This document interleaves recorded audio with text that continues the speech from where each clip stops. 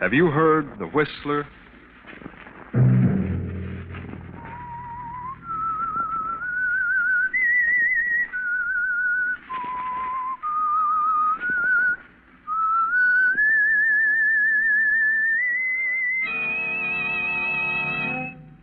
I'm the Whistler. I must kill Henry. I must kill Henry. That was Ambrose Brent, official of an airplane plant. He found strange notes in the night. You better get away, Ambrose. Take a good long rest. The sooner the better. That was Henry Pierce, Ambrose's partner. He was growing fearful of Ambrose. Get this prescription filled, Ambrose. It'll make you sleep. And you'd better get away. And that was Ambrose's friend, Dr. Fenwick.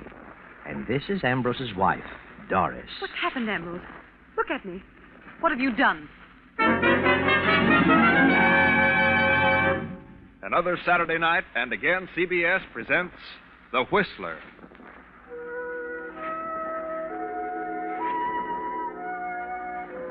And I, the Whistler, know many things, for I walk by night.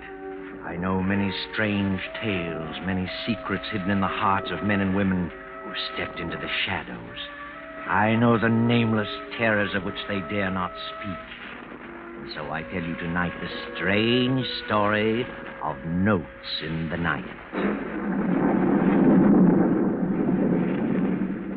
A storm rages wildly over the countryside.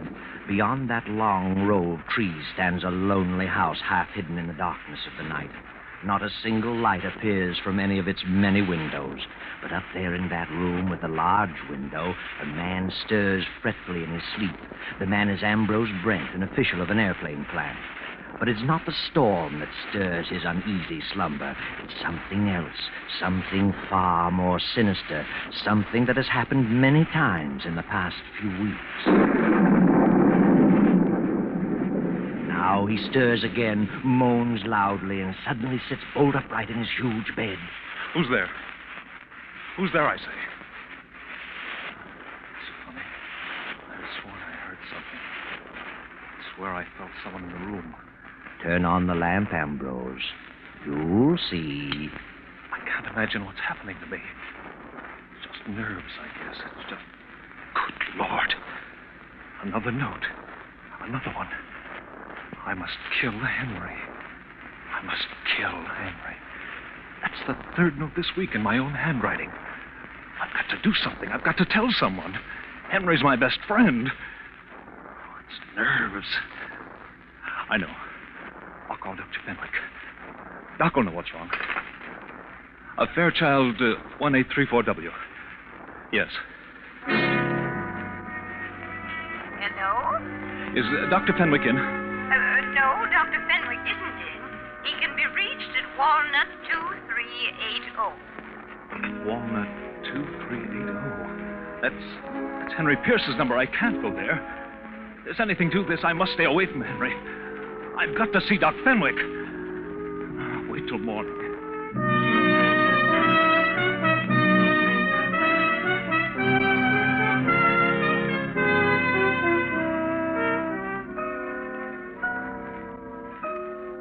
Well, hello, Ambrose. Sit down. What's wrong? Doc, I've got to talk with you. Oh, of course, Ambrose. Why not? What's up? Something's wrong with me. Terribly wrong. Oh, yeah? Read this note. No? I must kill Henry. Henry? I must kill Henry? I don't get it. What has this to do with your trouble? I wrote it. You did? Well, really? And why did you write it? I don't know. I don't remember writing it, but I know it's in my own writing. And that's it. Who's Henry? Henry Pierce. Who else? Have you been drinking, Ambrose? Not a drop, I swear. Well, look, old boy, you'd best sit down. Ah, that's better. Now, when did you write this? I don't know. I found 6 notes just like that. 6? Where? On the nightstand beside my bed. Are you sure it's your writing? Well, doesn't it look like it? Yeah, certainly does. Tell me, how many hours have you been putting in at the plant lately? Oh, too many. I'd better give you a thorough going over, Ambrose. But why should I write such notes? I don't know. Mind plays queer tricks on us sometimes under undue strain. You better slow down. That's my best prescription. Take it easy. Get out of town as soon as possible. Yes. Yes, I guess you're right. Here, I'll give you something for your nerves. Thanks. Doctor, you don't think I'm losing my mind, do you?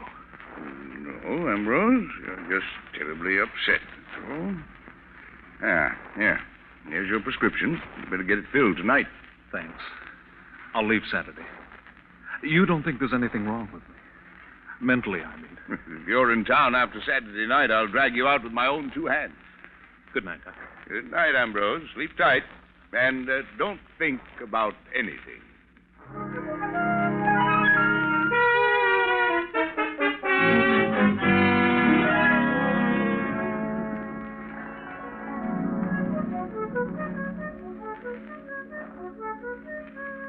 Ambrose, why don't you take a little vacation? What do you mean, Henry? Have you been talking to Doc Fenwick? Fenwick? Of course you have. He told you all about it. About what? I feel better than I've felt in years. I'm in excellent condition. Do you hear? Certainly I hear. What's wrong with you, Ambrose? Nothing. If you act like this, I'll be forced to agree with Doc Fenwick. What has he said? He just said you were overworked. Well, he doesn't know everything. Ambrose, you'll please me very much if you'll take a little vacation. Did Doc Fenwick tell you what was bothering me? Yes, he did, Ambrose, and I think you'd better get away as soon as possible. Oh, I'm sorry, Ambrose, but don't worry. Everything will be all right. Then you're not worried? You're not upset about it? Certainly not. Why should I be? Please believe me, Henry, I wouldn't do such a thing. I've never even thought of such a thing. I'd kill myself first. You do believe me, don't you? Huh? Why, of course I do, of course. I wouldn't kill you. I have no reason.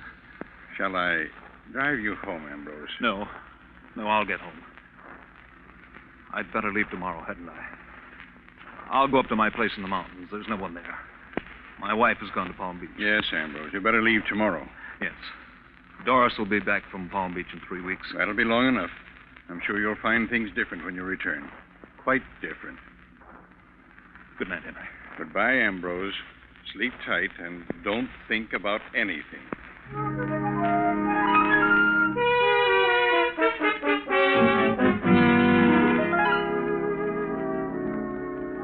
Ambrose goes home and to bed.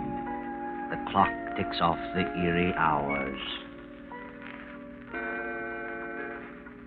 The clock chimes 2. And suddenly Ambrose stirs fretfully in his slumber. He wakes and again sits up staring into the inky blackness of his silent room.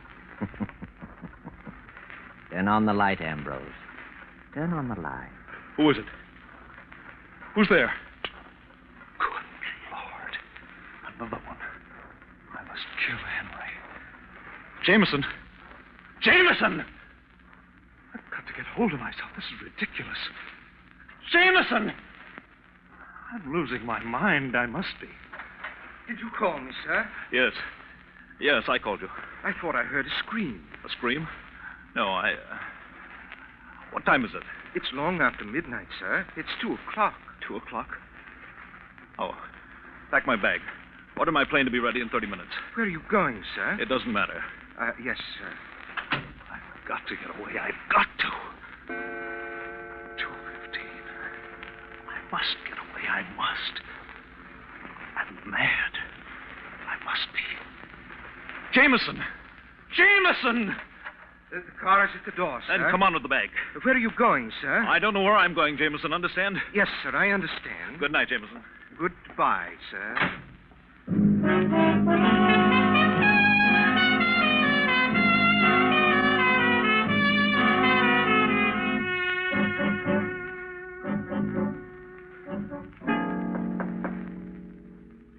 Yes? Yes? Who is it? What do you want? Come in. Ambrose, is that you? What on earth are you doing here at 2:30 in the morning? What's wrong? I say, what's wrong with you? I must kill Henry. I must kill Henry. Ambrose, put up that gun. No, don't, Ambrose. Don't. I must kill Henry. Don't, you're mad. Don't come near me. Don't. Ambrose.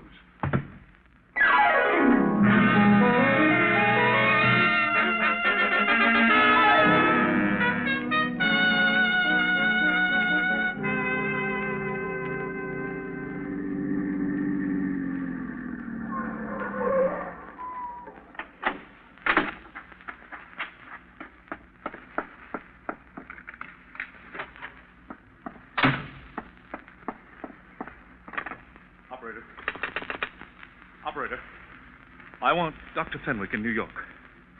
Fairchild, 1834W. Please. It's Dr. Fenwick's residence. Make it person to person. This is Crestline 142. I've got to talk to someone. I've got to.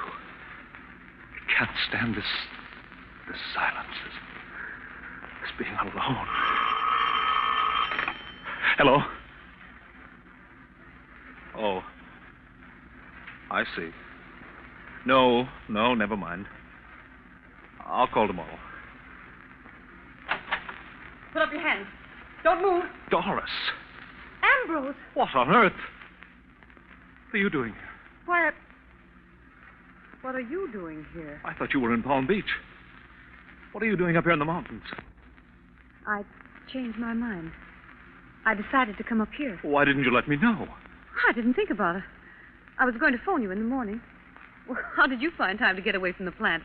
I thought you were too busy to eat. Well, I decided I needed to rest, so I... It's an early hour to arrive. 5 a.m. Is it? Well, you see, it occurred to me on the spur of the moment. I flew up. Well, what are you staring at? I'm not staring, Ambrose. What's wrong? What's happened? Nothing. I came up here because... Because what? What are you talking about, Ambrose? Are you ill? Yes. Yes, that's it. I'm ill, very ill. Yes.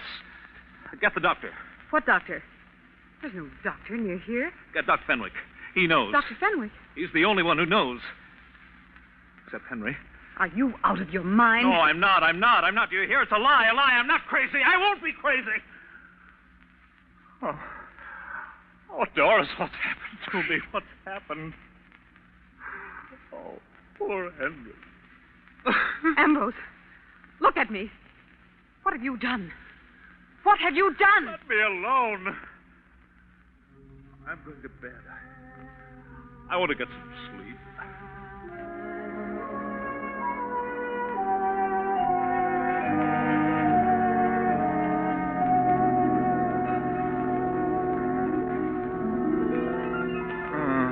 I've done nothing. What's that? Wake up, Doris. What? That noise. I didn't hear it. I did. Hear it? There it is again. There's someone coming there. They are at the door. There's no one. You see? I'm not here. I haven't been here. You don't know where I am. Do you understand? Yes, I understand. Doc, it's you. Oh. Hello, Doris. Hello, Doctor. Did you get my call? You did, didn't you? Now, Ambrose, take it easy. Everything's going to be all right. Don't get excited.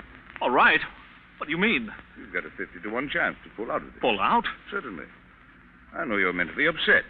You have been for weeks. I'll swear to that. I have records. I'll appear on your side. You'll get out of it. Out of it? Out of what? You're not a killer. Killer? What did you say? What did you say? I said you weren't a killer. I understand your case perfectly. Henry is dead. Yes. I'm sorry to say Henry is dead. He died about 2:30 in the morning, as closely as can be determined. From all indications, the police think he committed suicide. But he didn't. You know he didn't. He may have. Then why did you come here? I thought this is where you'd come, and I was right. What does this mean, Doctor? It means that if Henry's dead, I killed him. I must have. Must have. Are you positive? Yes, who else could it be? I've written notes to myself for weeks. This Doc knows. He knows all about it. Do you? Yes, but I didn't think it would come to this. But why did you do such a thing? He was your best friend. I know it. But if he's dead, I must have done it. But why did you do it? I don't know. Now, please, don't get upset. He wasn't responsible. I am responsible. I did it. And I'm going back. No, Ambrose. Stay here till I send for you. I'll have a talk with you. No. I'm going back this morning. I can't believe such a thing. Doris, why do you look at me like that? Please. I don't know why I did it. Oh, Doris, don't you believe me? I don't know. I don't know. Tell her, Doc. Tell her. Tell her what? Tell her the truth. Tell her I didn't do it for a reason. Explain to her how it was. You know how it happened. Go on, tell her. Tell her. Come now, old boy. This is not helping you. What'll they do with me? Why? Now, look, it's early yet. It's 9 o'clock. You'd better try to get some sleep in this afternoon. I'll take you back to the city and make arrangements for you to go someplace where you can have a nice rest. What kind of a place? Why, rest home. I know a nice, quiet place. You don't mean a rest home. I know what you're thinking. You mean an asylum. You think I'm insane, both of you. Now, Ambrose. Well, why don't you say it? Ambrose, if you don't control yourself, something will happen to you. I won't go to an asylum. Do you hear? Do you hear me? Stop it. I won't stop it. You don't care about me. You're both cold and heartless. You want me to be locked up, both of you. Ambrose, please. Please, calm down. Keep away from him, Doris. See? Keep away from him. He's a dangerous lunatic. A killer. You don't calm down. I'll have to use force. You try it. You just try it. I'm going out that door, and don't you try to stop me. You run away like this, you stamp yourself as a hopeless lunatic. They'll find you. They won't find me, and I won't be locked up. Ambrose, please. No, I'll kill myself first. You're a fool, Ambrose. A mad fool.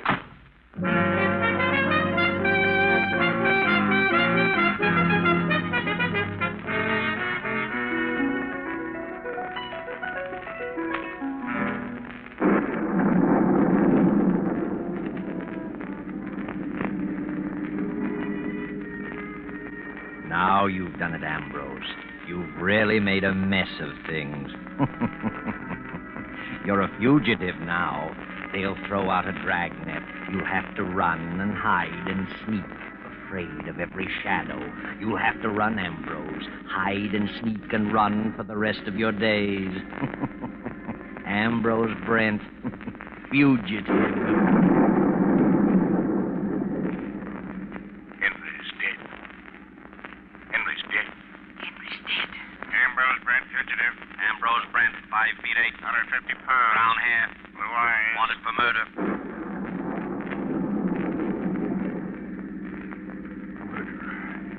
Fugitive. Lunatic. Padded cell. Lunatic. Padded cell. Lunatic. Hurry, Ambrose, hurry. More gas. Step on it.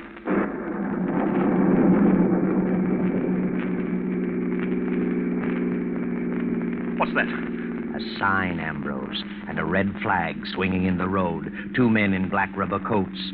Too late to turn around now. What's your hurry, mister? Driving pretty fast for a storm like this, ain't you? Who are you? What do you want? State police. What are you stopping me for? We're stopping everybody. Why? We're looking for someone. Looking for someone? Who? A fugitive. A murderer? We didn't say what he'd done. Let's have a look at your driver's license. Driver's license? Why, that's funny. I must have... Left it in your other suit, huh? Step out. Let's have a look at you. Hey, you come back here. What's eating him? He must be nuts. Well, I could have plugged him, but I just shot in the air. Just as well. He wasn't Mike Coretti. I could make 2 of him.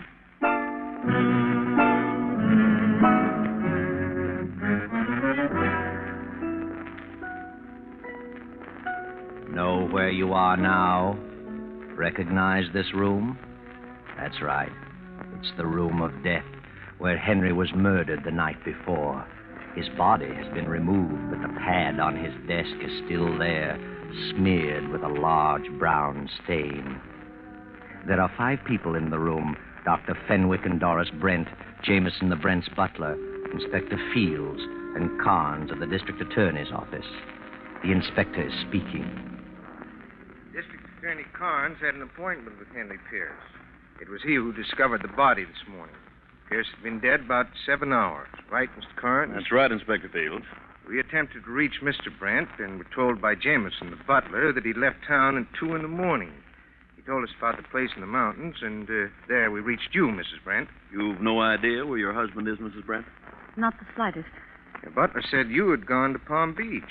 Yes, I started for Palm Beach, but I changed my mind and went to the mountains. And your husband came there last night? Yes, it was about 5 in the morning. About 9 o'clock. I flew up to the cabin, got there a few minutes before 9. Why did you go there, Doctor? Well, I had advised Ambrose to take a rest.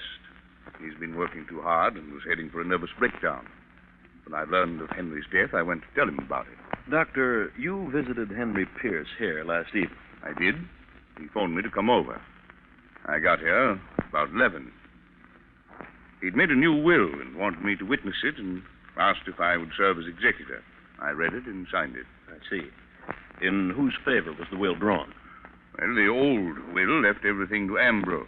Henry had no living relative. But because of Ambrose's mental condition, he decided to leave everything to Doris, Mrs. Brent.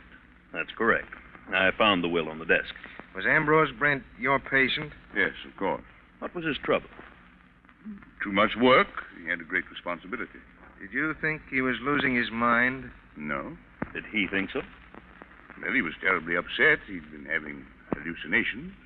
Doctor, when was the last time you saw him prior to finding him in the mountains? The evening before Henry died. I wrote him a prescription. Mm-hmm. And where did you go after you left Henry Pierce last night? I told my servants that I was going out of town for a holiday, but it was storming so when I left Henry that I decided to stay at my club. Mrs. Brent, did your husband, Mr. Pierce, ever quarrel? Not to my knowledge. They were the best of friends. I see. Have you told us all you know, Dr. Fenby? No. Then I think you should. What was it that bothered Ambrose Brent? Well, he said he had been writing himself notes. They were all alike, in his own handwriting, and all said the same thing. I must kill Henry. I didn't know this. Certainly not. That was the patient's private business. I thought that if I could get him away for a rest, he'd pull out of it. There you are, Carnes. Must have been on his mind. Yes, but what's the motive? An unbalanced mind doesn't always need a motive. Then you think Ambrose did it? He loved Henry like a brother. If he did it, he was completely out of his mind. Believe me. Ambrose! What? Well, thank heaven. You finally came to your senses. Come in, Mr. Brent. I suppose you want to see me? I'm Inspector Fields, Police Department. This is Mr. Carnes of the District Attorney's Office. Yes, I know Mr. Carnes. I thought you'd gone on a little vacation, Mr. Brent. I had gone, but not on a vacation. Mr. Pierce told me you'd gone for a couple of weeks. I was going on a vacation, but something changed my mind. Oh? What was that? You know. You know why I've come back. Henry's dead, and I killed him. When did you kill him? I don't know. Must have been last night. Why did you do it? I wish I knew. I recall neither the crime nor the motive. But I'm sure I did it. Why are you so sure you did it? Because of these notes, 6 of them. I've been writing notes to myself for weeks. Read them.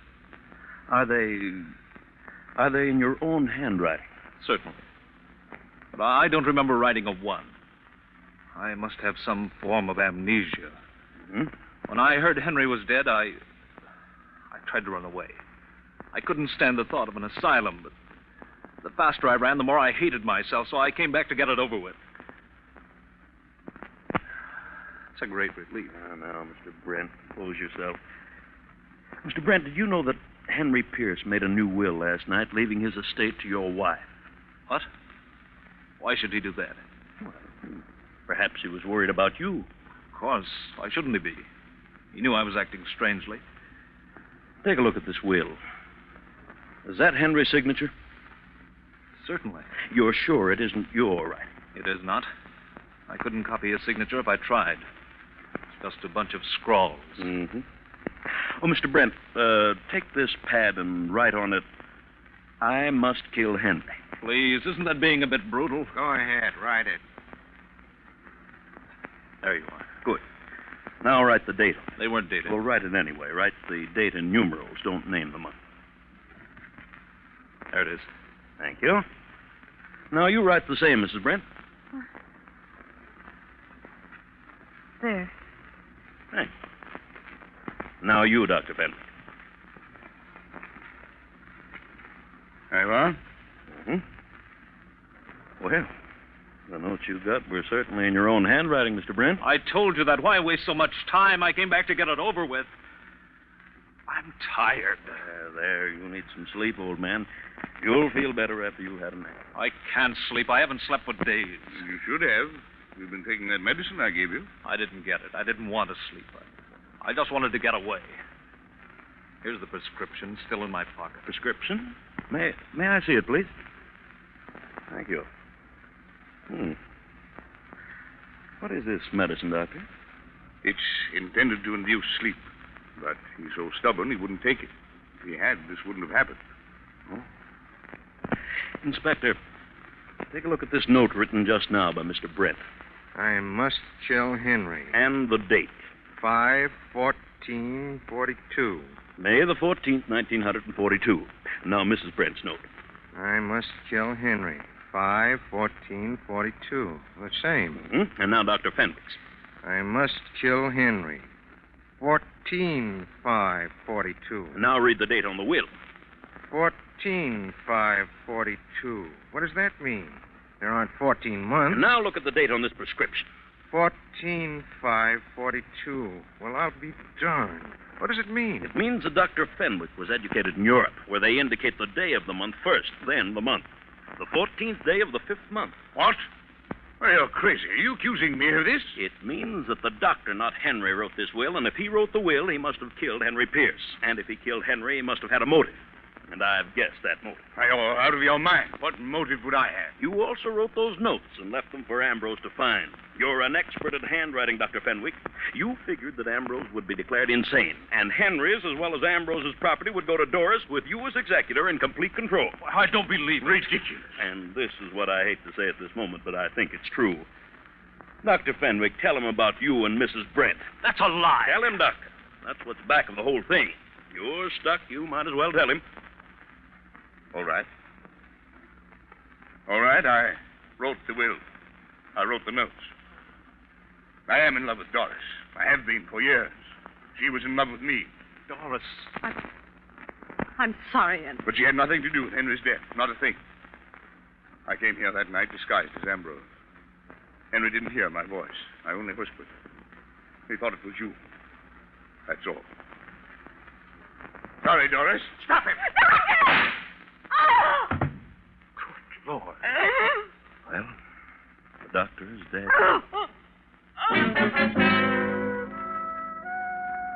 The doctor's dead, yes. But that's not all, not quite. There's something troubling the inspector, and you, Ambrose, and you too, Doris. How was it that Mr. Carnes first got wise to the doctor? How did the doctor slip up? How did he show his hand? I know. And so does District Attorney Carnes. Go ahead, Mr. Carnes. Tell us. Well, the doctor said he had gone to the cabin to tell Ambrose of Henry's death. He arrived at the cabin at 9 a.m.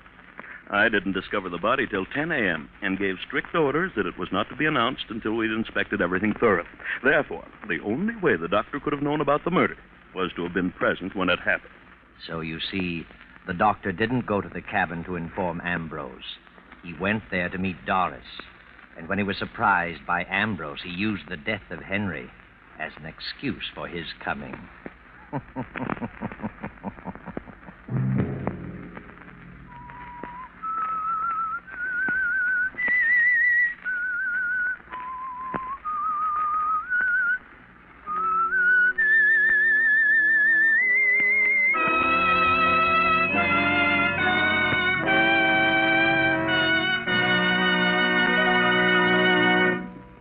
CBS has presented The Whistler.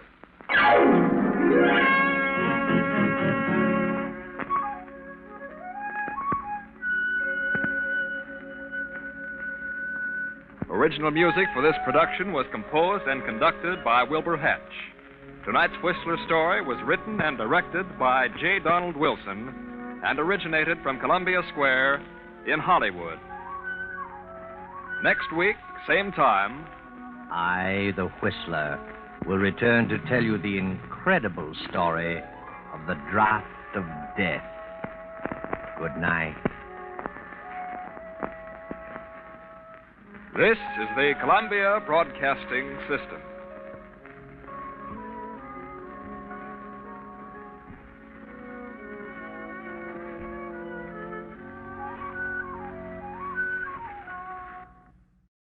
This episode of The Whistler is brought to you by the WOTR Radio Network. Be sure to check out our other podcasts, Classic Radio Rewind, and explore our 4 live old-time radio stations at WOTRradionetwork.com.